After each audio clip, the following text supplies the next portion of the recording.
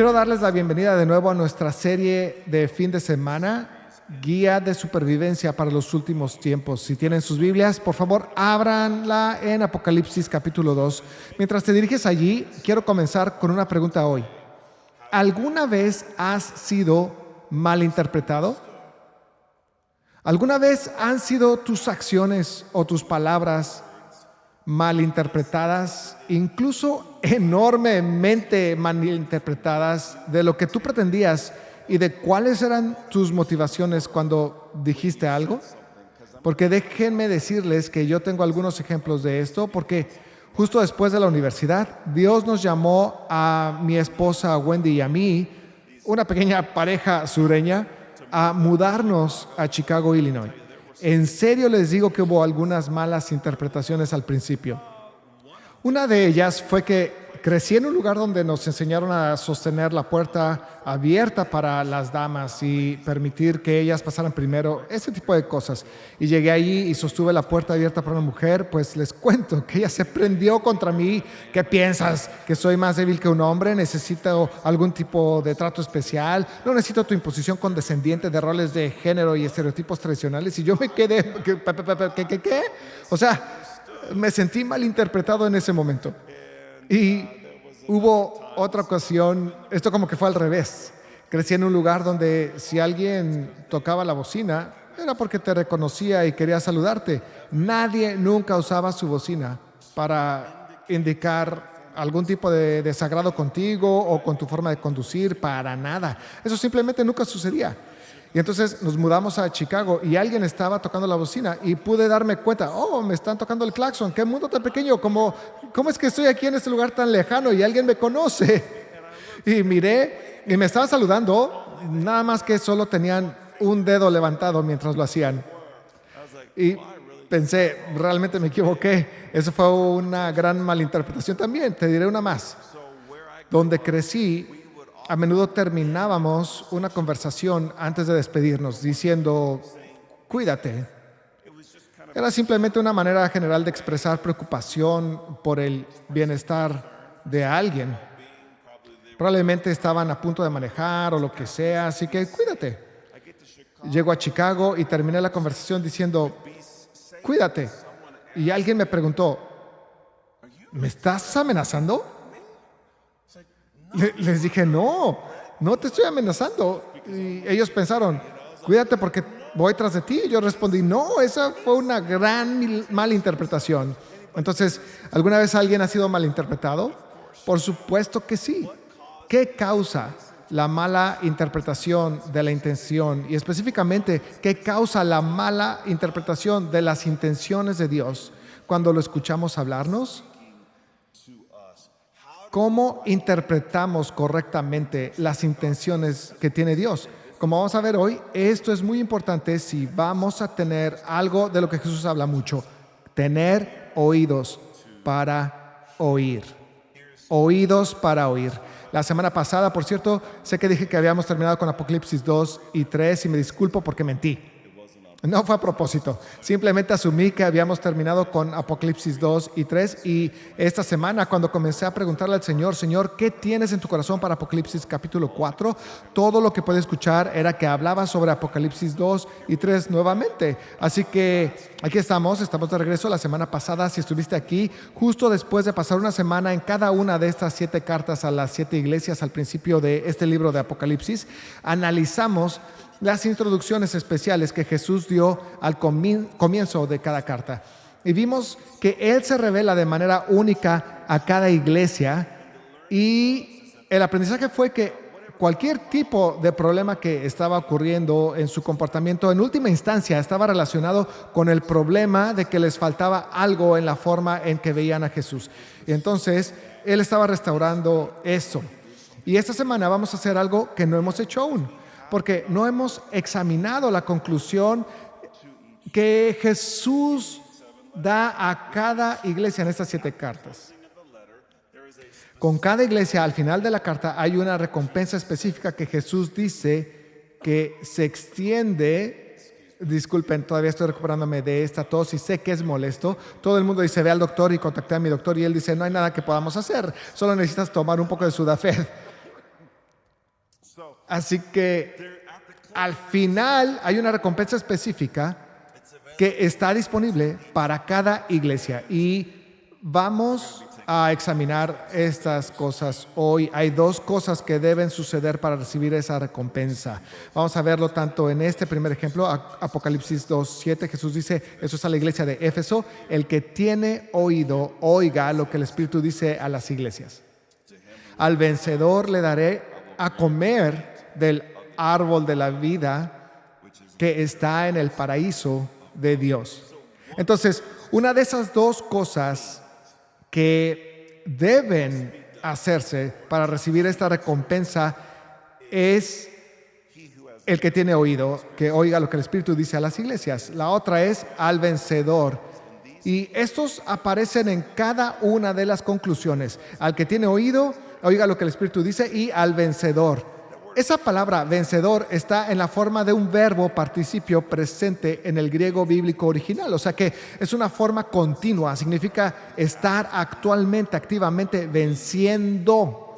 O simplemente alguien que está venciendo. Así que, de nuevo, cada una de estas cartas tiene esto. Al vencedor se le dará esta recompensa. Esto es muy importante porque esta serie trata sobre cultivar una fe que vence. Esta serie se trata de cultivar una fe perseverante, que puede perseverar incluso sí, porque esa es exactamente la clase de fe que la iglesia de los últimos tiempos va a necesitar para estar lista para sobrevivir. A veces las personas me preguntan, bueno, ¿cuándo crees que llegarán los tiempos finales? Honestamente, no sé cuándo vendrán los tiempos finales, y ciertamente no creo que nadie pueda saber con detalle cuándo vendrán los tiempos finales, pero Jesús nos dijo algunas cosas que son señales de que el fin se acerca. No son el fin en sí mismo, pero son prerequisitos antes del fin. ¿Cuáles fueron esas cosas? Mateo 24:5-8 dijo, porque muchos vendrán en mi nombre, diciendo yo soy el Cristo, y engañarán a muchos. Y habréis de oír de guerras y rumores de guerras. Cuidado, no os alarméis, porque es necesario que todo esto suceda, pero todavía no es el fin. Porque se levantará nación contra nación y reino contra reino, y en diferentes lugares habrá hambre y terremotos. Pero todo esto es solo el comienzo de dolores. Ahora, hablamos de estas cosas en el primer par de semanas de esta serie Guía de Supervivencia para los Últimos Tiempos, pero como un resumen, debemos esperar los 7 sellos del Apocalipsis, los cuales vamos a examinar nuevamente, y creo que muy pronto.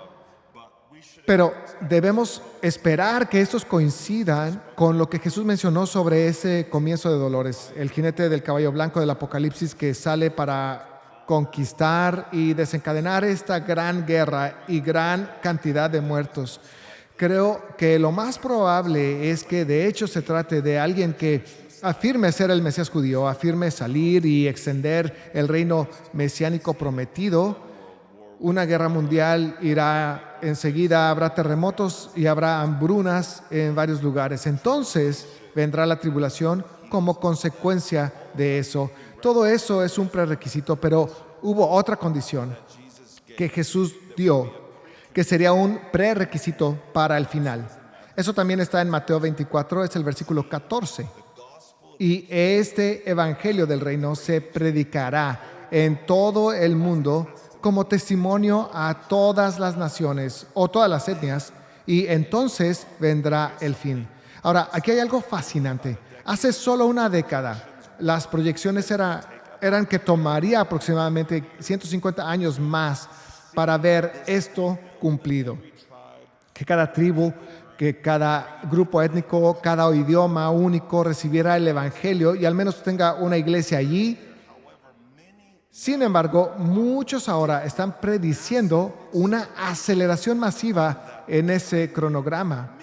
Muchos están prediciendo que habrá al menos una iglesia y una traducción de la Biblia a la lengua materna en cada grupo étnico para el año 2033. O sea, puedes imaginar que después de 2000 años, el trabajo de llevar el evangelio a cada nación, tribu y lengua sea completada en la próxima década. Muchos están diciendo eso. Algunos están diciendo que en este momento, con los avances en tecnología y todo esto, si no lo hacemos, habremos fallado. Es simplemente increíble. Y Jesús dijo que cuando eso suceda, vendrá el fin. Así que si me preguntaras que si me sorprendería si la gran guerra, que es el primer dominó en caer que activa toda esa secuencia de los tiempos finales, ¿me sorprendería si sucediera en mi vida? No me sorprendería si sucediera. ¿Me sorprendería si sucediera en la vida de mis hijos? No, absolutamente no. No me sorprendería. Me sorprendería si solo tuviéramos 1, 2, tal vez 3 generaciones restantes antes de que comience la tribulación. Honestamente, no me sorprendería en absoluto. De hecho, me sorprendería si tardara más que eso. ¿Por qué? Porque cada tribu, pueblo y lengua está a solo un avivamiento de ser cumplidos. Y Jesús dijo, después de eso, vendrá el fin. Ahora, no sé exactamente cuánto tiempo será, pero lo que sé muy claramente en el Espíritu es que hay una urgencia para construir una arca ahora. Hay una urgencia por construir una arca ahora. Lo que significa que la iglesia de hoy no está lista para el diluvio que se avecina contra ella. Debemos ver una revolución que regrese a nuestras raíces. Una en la que la novia de Cristo sepa cómo mantenerse pura para Él y mantener su corazón ardiendo incandescentemente por Él ante la persecución, porque eso no es fácil de hacer. Una en la que la novia de Cristo sepa cómo mantener su fe inquebrantable, incluso en medio de la tribulación, porque eso no es fácil de hacer. Sé que cuando fui llamado a esta nueva dirección en mi vida, al principio Dios dijo que experimentaría algo de lo que Noé experimentó, que me vería muy extremo y que me vería muy tonto construyendo esta arca para un diluvio inesperado. Y ciertamente he experimentado algo de eso, pero esta serie está muy relacionada con eso. Una fe que flota sobre el diluvio del anticristo, que vendrá contra ella en los últimos tiempos. ¿Sabes? Solía construir la iglesia como un barco de entretenimiento. Y tengo que decirte que es bastante divertido construir una iglesia como un barco de espectáculos, porque es genial dar a la gente tours y cosas así, pero Dios me ha llamado a construir la iglesia más bien como submarinos. Ya no como un barco de entretenimiento, sino como submarinos. No para dar un tour, sino para la guerra. No hechos para las aguas poco profundas, sino hechos para las profundidades. No impulsados por el viento, sino alimentados por una fuente de energía, y no decorativos, sino resistentes, listos para la supervivencia. Y por eso es que estas 7 iglesias al principio del Apocalipsis son tan significativas, por estar preparadas para la supervivencia en los últimos tiempos, porque nos muestran cuáles son las tentaciones específicas que enfrentarán las iglesias cuando están bajo este tipo de situaciones: exclusión económica, persecución, martirio. Hoy no será diferente. Lo que estamos estudiando hoy tiene una clave muy importante para cultivar una fe que vence, una fe perseverante. ¿Cuál es? Es tener oídos para oír. Jesús dijo, el que tiene oídos para oír, oiga lo que el Espíritu dice. El resultado de cada letra descansa en esto. ¿Tienes oídos para oír? Es como si Jesús ha hecho su parte. Él ha elogiado, Él ha corregido, Él les ha dicho cuáles son las consecuencias si no corrigen el rumbo. Les ha dado promesas de recompensa si lo hacen. Pero hay una cosa que determinará si alguien es vencedor o no. ¿Tienen oídos para oír lo que el Espíritu dice? Pero, ¿qué lleva a tener oídos para oír? De eso se trata este mensaje. Así que comenzamos con el ejemplo de Éfeso, Apocalipsis 2, 2-7, Jesús le dice a esa iglesia: yo conozco tus obras, conozco tu fatiga, conozco tu perseverancia y que no puedes soportar a los malos, y has sometido a prueba a los que se dicen ser apóstoles y no lo son, y los has hallado mentirosos. Tienes perseverancia y has sufrido por mi nombre y no has desmayado. Pero tengo esto contra ti, que has dejado tu primer amor. Recuerda, por tanto, de dónde has caído y arrepiéntete y haz las obras que hiciste al principio. Si no, vendré a ti y quitaré tu candelabro de su lugar, si no te arrepientes. Sin embargo, tienes esto, que aborreces la obra de los nicolaítas, las cuales yo también aborrezco. El que tiene oído, oiga lo que el Espíritu dice a las iglesias. Al vencedor, esta es su recompensa particular: le daré a comer del árbol de la vida, que está en el paraíso de Dios. Entonces, ¿cómo habría escuchado esto la iglesia de Éfeso? Porque hay dos maneras de escucharlo. Una sería no teniendo oídos para oír, la otra sería teniendo oídos para oír. Y si podemos verlo aquí en esta carta, también podremos verlo en los otros ejemplos. Así que una de las respuestas a lo que Jesús dijo podría haber sido que la iglesia de Éfeso dijera: wow, después de todo lo que hemos hecho, o sea, hemos trabajado tan duro y hemos pasado por tanto, y no hemos abandonado la sana doctrina y no hemos sido aquellos que se han rendido ante la cultura. Hemos perseverado, pero aparentemente eso no cuenta como amar a Dios lo suficiente. Y nuestra recompensa, si nos arrepentimos, será que podremos comer del árbol de la vida en el paraíso de Dios. Digo, eso es simplemente sinónimo de ser salvo.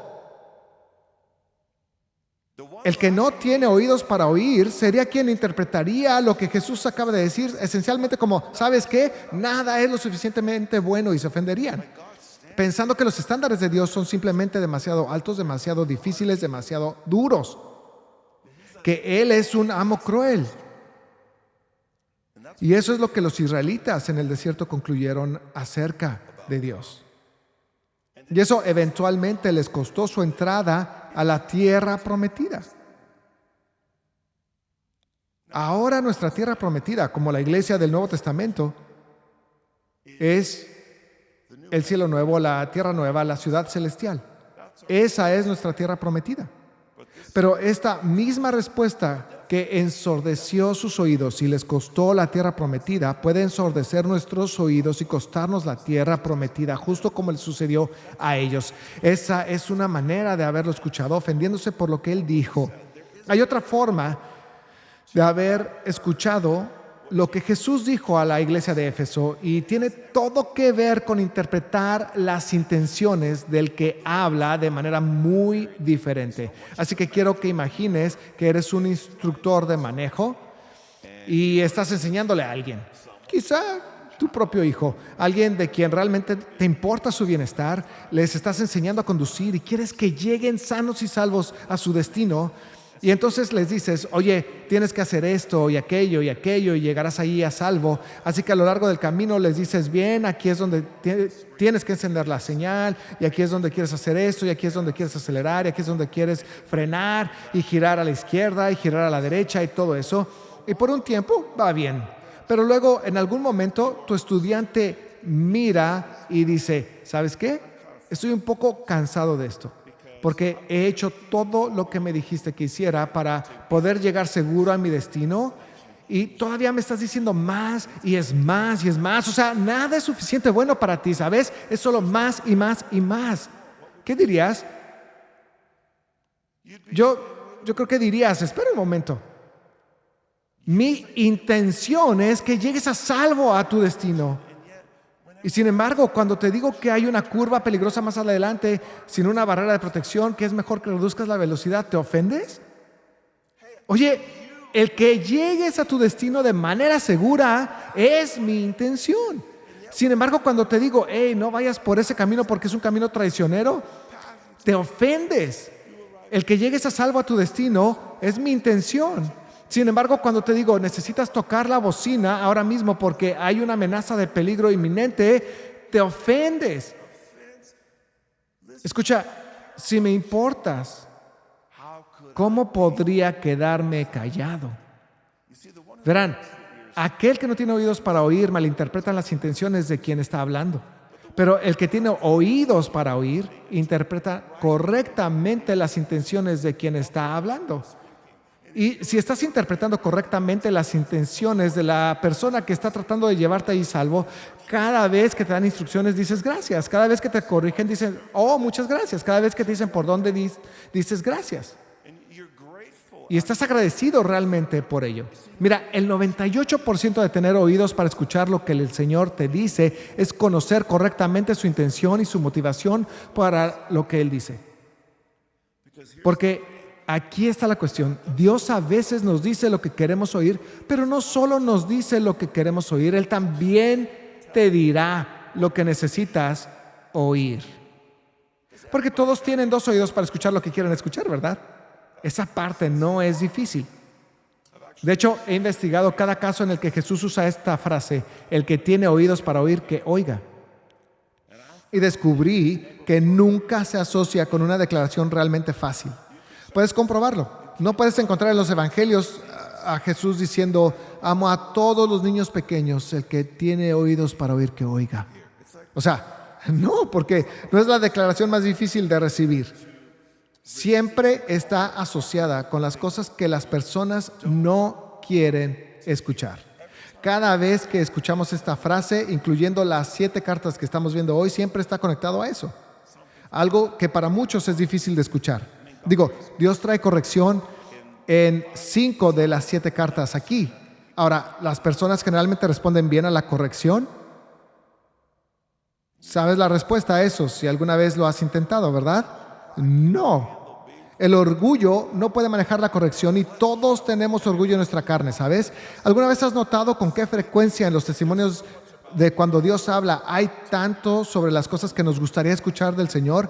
¿Cuándo fue la última vez que oíste a alguien decir, hermano, Dios es tan bueno, déjame contarte, está tan próximo, está tan cerca, Él es tan bondadoso? Y luego lo que siguió fue un testimonio de cómo Él los corrigió. No sucede con mucha frecuencia, ¿o sí?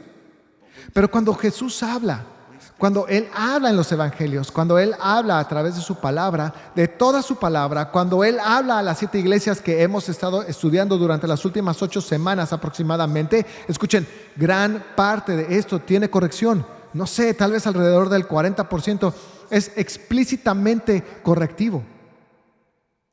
Pero no es el 40% de lo que escuchamos al Espíritu decir hoy. ¿Por qué? Es porque nos faltan oídos para oír lo que dice el Espíritu. Tener oídos para oír se trata de la habilidad de escuchar lo que no quieres oír. Y eso es algo que no muchos tienen, pero muchos pueden tener. La clave para tener oídos para oír lo que no quieres escuchar es conocer la intención, conocer el corazón, conocer la motivación detrás de la persona que te está hablando. En esta instancia, en Éfeso, tienes un grupo de personas y se están desviando del camino. Quiero decir, están cayendo en la autosuficiencia, están deslizándose hasta la autojustificación, han perdido su primer amor, incluso han perdido su conciencia de su presencia en medio de ellos. Si continúan por ese camino, Jesús de hecho ve a dónde puede llevar. No se trata solo de caer en un lado de un espectro teológico.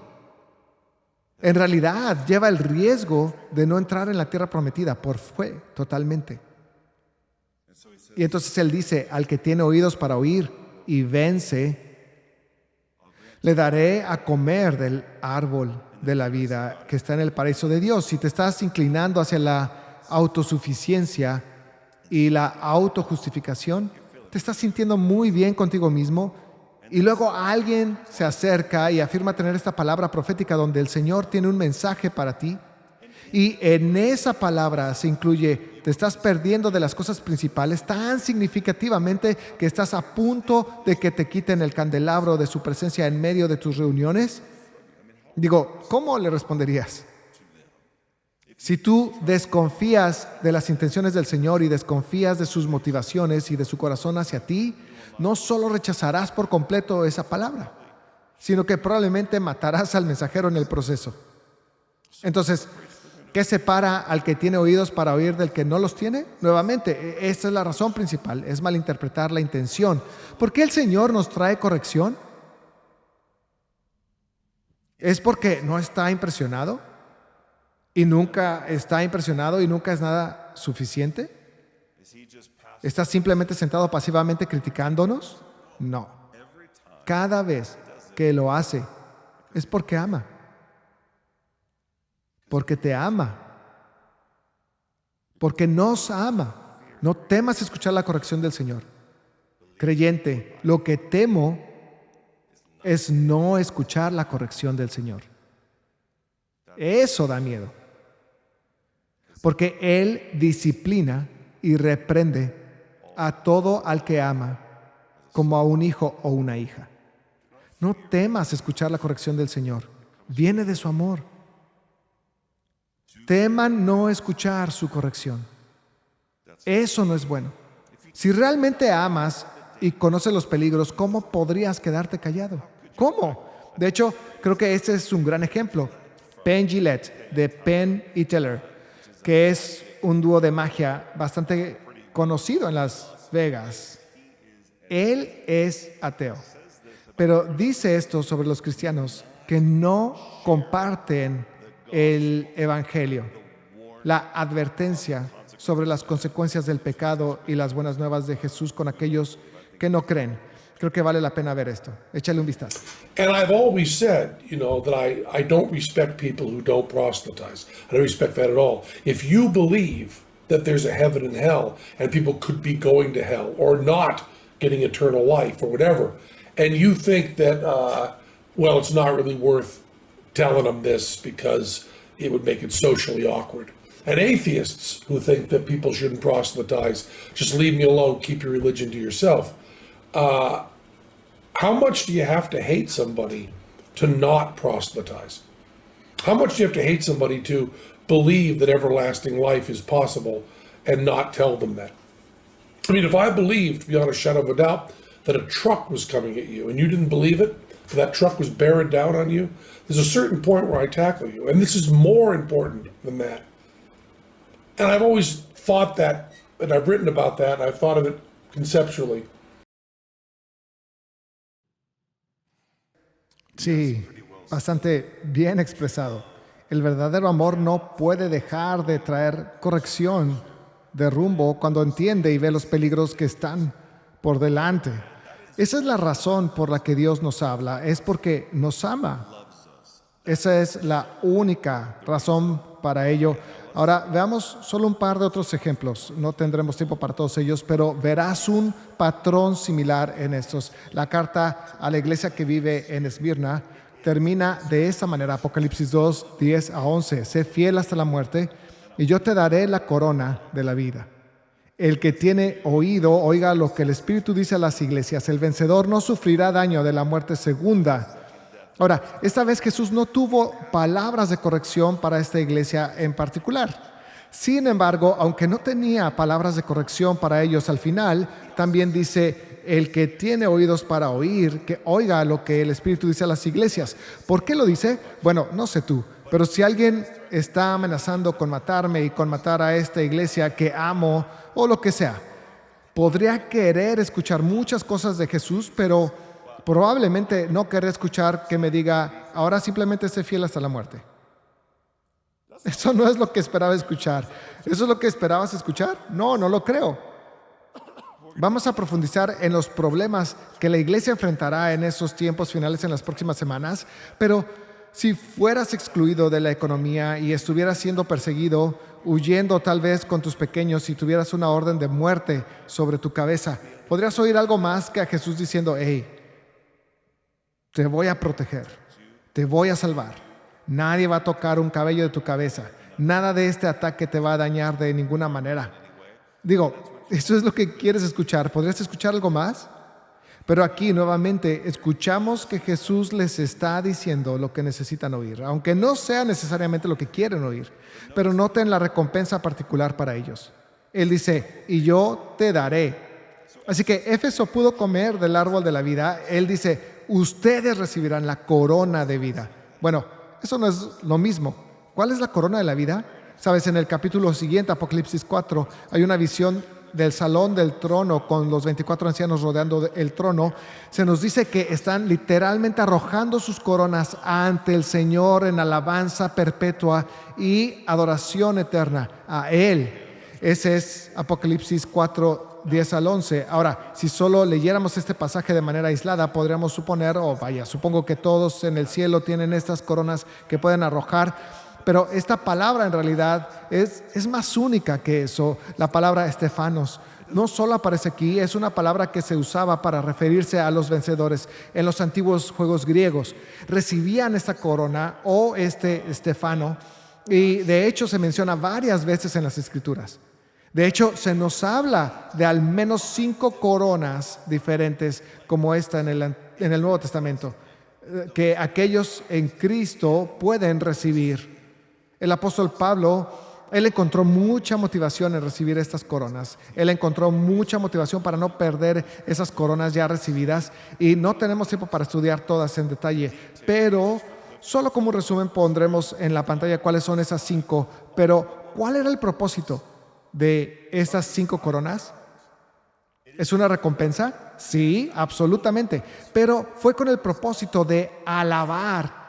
Era algo que se podría lanzar a sus pies como un testimonio para Él en la eternidad. Las 5 coronas mencionadas en las Escrituras se llevarán puestas en el cielo como una declaración sobre Él. No como una declaración sobre mí, sino como una declaración sobre Él. Así que sí, puedes hacer algo para recibir estas coronas. Puedes elegir vivir una vida en la que ese testimonio particular de quién es Él se cuente a través de ti. Pero cuando lo haces, te equipas de manera única para tener una corona que arrojar, la cual de hecho está testificando de lo que Él es digno de recibir una y otra vez.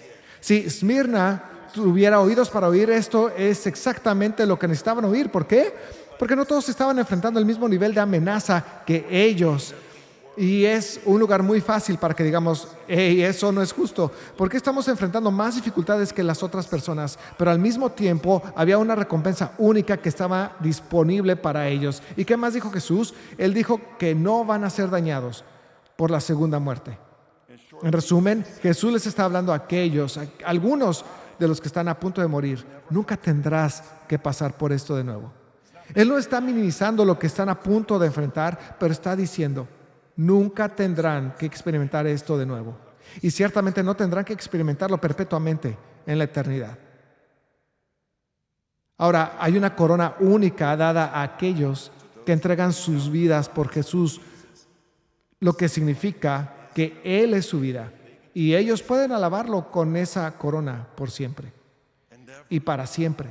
Y siempre, y siempre, y siempre, y siempre. Ese es un tiempo realmente largo para algo hecho en una vida muy, muy corta. Eso es bastante alentador, diría yo. Y nunca tendrán que enfrentarlo de nuevo. Es horrible, pero solo es una vez. Miren, la capacidad de poder escuchar este mensaje particular de su Señor tendría todo que ver con las creencias de cada uno sobre las intenciones de quien transmite el mensaje. Creyente, si tienes falta de confianza en que Dios te ama y en que Dios está de tu lado, cada vez que Él habla, estás luchando con sus palabras porque piensas, ¿está tratando de perjudicarme? ¿Está tratando de hacerme daño? ¿Me está ayudando o no? ¿Él es bueno o no lo es? Eso corta los oídos del corazón para poder escuchar. Veamos un ejemplo más. Pérgamo, Apocalipsis 2:17. Jesús les dijo, al vencedor le daré del maná escondido y le daré una piedrecita blanca y grabado en la piedrecita un nombre nuevo, el cual nadie conoce sino aquel que lo recibe. ¿Por qué les está diciendo esto? Maná oculto. Por supuesto, eso se refiere al maná de los israelitas en su jornada por el desierto, donde Dios los alimentó con maná que aparecía en el suelo cada mañana. Estas personas estaban en esta iglesia, iban a estos banquetes de los gremios y estaban comiendo esta carne sacrificada a ídolos y se estaban convenciendo a sí mismos de que estaban bien. Y la consecuencia de no ser parte de los gremios significaría que quedarían fuera de la economía, de tal manera que temían que no podrían comer para nada y que no podrían poner comida en la mesa para sus familias. Y Jesús les está recordando, hey, yo puedo darles el maná oculto. Abastecí a Israel de maná. Durante 40 años los alimenté cuando eran incapaces de alimentarse por sí mismos. ¿Crees que soy incapaz de hacer eso por ti? Él les está recordando, puedo proporcionarte literalmente el alimento. Pero también el maná es una metáfora del plan de Dios hablando.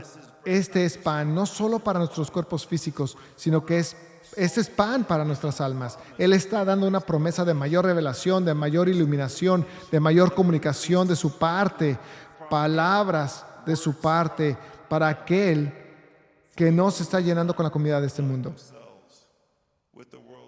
Pero, ¿por qué una piedra blanca? ¿Sabes? Los gremios solían dar una piedra con una inscripción a los miembros del gremio. Para ellos era una forma de marcar que estaban identificados para entrar a una de las festividades o a una de las reuniones del gremio. Y tenían que tener su piedra con esta marca única en ella. Y realmente era un objeto que les daba una sensación de pertenencia y el estatus de ser parte del grupo. Y Jesús dice, le daré al vencedor una piedra blanca con un nombre inscrito en ella que nadie conoce excepto yo y el que la recibe. ¿Quieres hablar sobre el estatus de ser parte del grupo cuando Dios mismo te está dando la piedrita de admisión y Él tiene un nombre para ti que literalmente nadie más conoce? Excepto tú y Él. En todos los sentidos les está diciendo lo que necesitan escuchar. Porque si esta iglesia realmente presta atención a esta palabra y dejan de asistir a esas reuniones de gremio, quedarán excluidos de la economía, les harán esforzarse por conseguir un trabajo, ganar dinero y pertenecer en su ciudad. Pero Él tiene algo más grande para ellos. Él tiene la capacidad de alimentarlos, Él tiene la capacidad de cuidarlos, Él tiene un gremio que es mucho más grande, Él tiene un estatus VIP que es mucho más grandioso.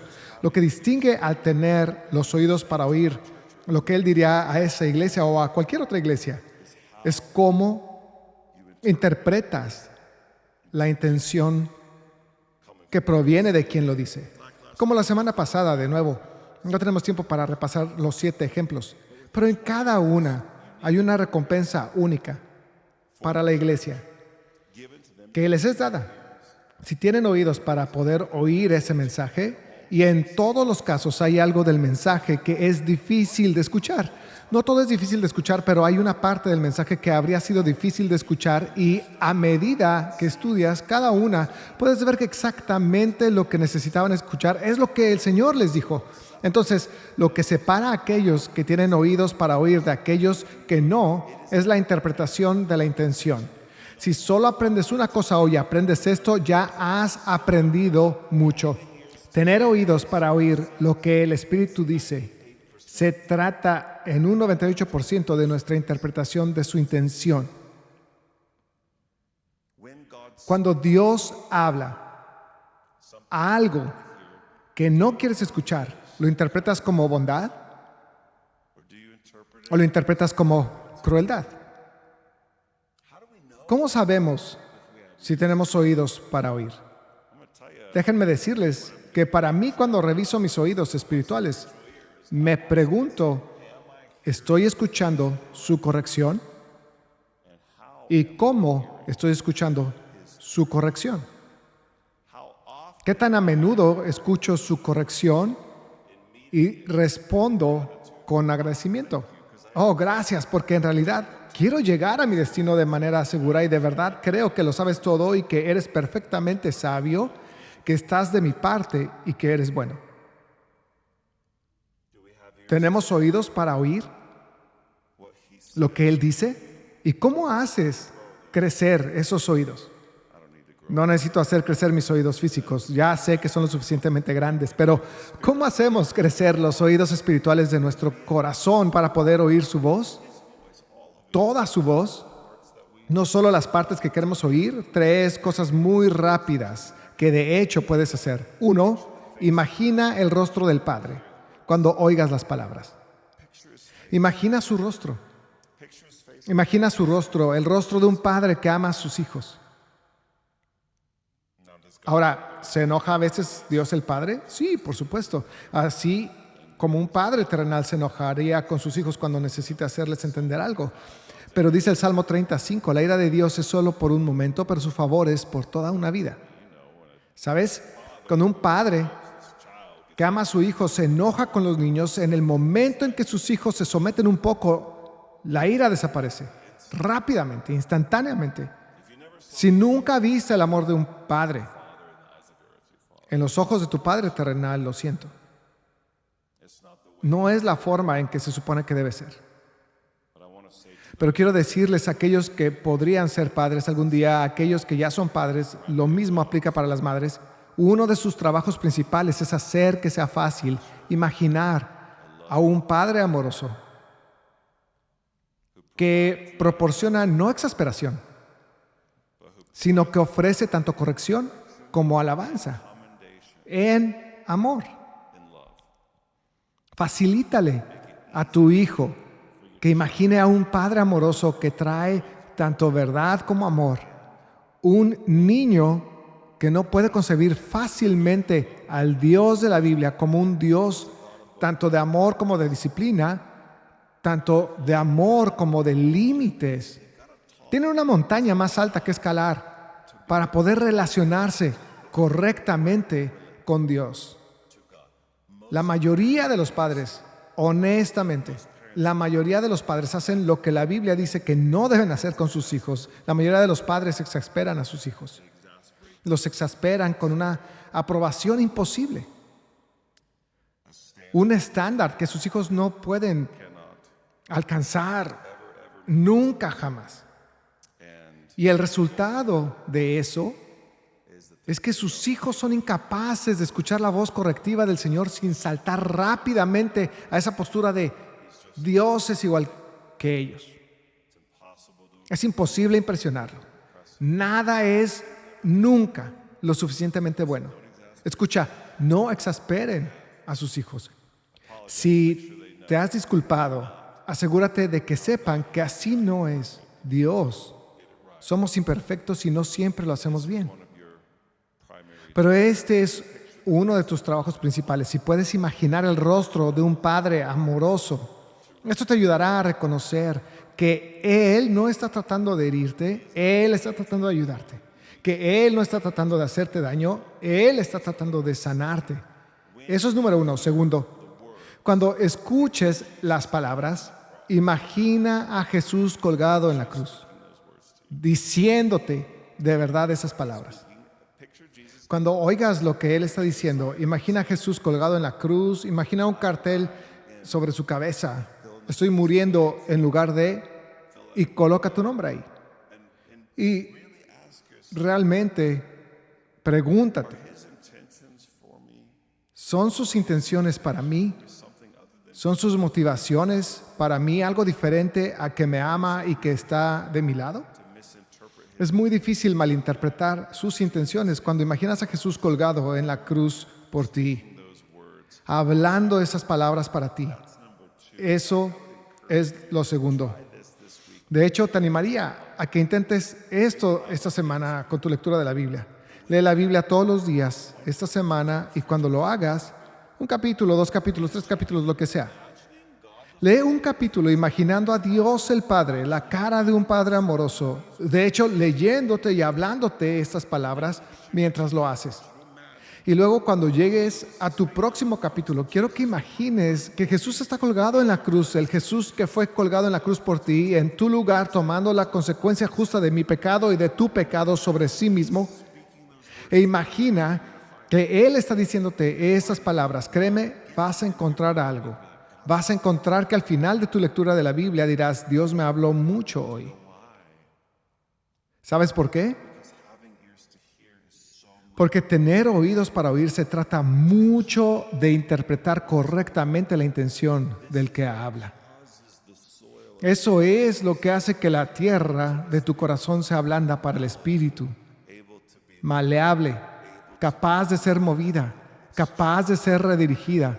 Es confiar en su bondad, su amor, sus intenciones y sus motivaciones para que digas sí, todo lo que tienes para mí. Todo lo que tienes para mí. Esos son 2 de 3. El tercero es bastante simple, solo dale a Dios el beneficio de la duda. Cuando amas a alguien y sabes que te ama, le das el beneficio de la duda, ¿verdad? Lo haces. Haz lo mismo con Dios. La próxima vez que pienses, bueno, ¿por qué diría esto? ¿Y por qué diría esto en este momento? Simplemente dale el beneficio de la duda, que sus intenciones y sus motivaciones hacia ti son correctas y que de hecho está viendo algo que tú no ves y te está ayudando. Él está diciendo lo que necesitas escuchar. Incluso si al principio te sientes un poco ofendido, esas 3 cosas harán una diferencia profunda en desarrollar oídos para oír lo que el Señor tiene que decirte. En resumen, imagina el rostro del Padre. Segundo, imagina a Jesús colgado en la cruz como si te estuviera hablando. Y 3, dale el beneficio de la duda. Voy a invitar a nuestros pastores de campus a que cierren en nuestras otras ubicaciones, pero acerquémonos todos al Señor y respondamos en oración en este momento, si lo quieren así.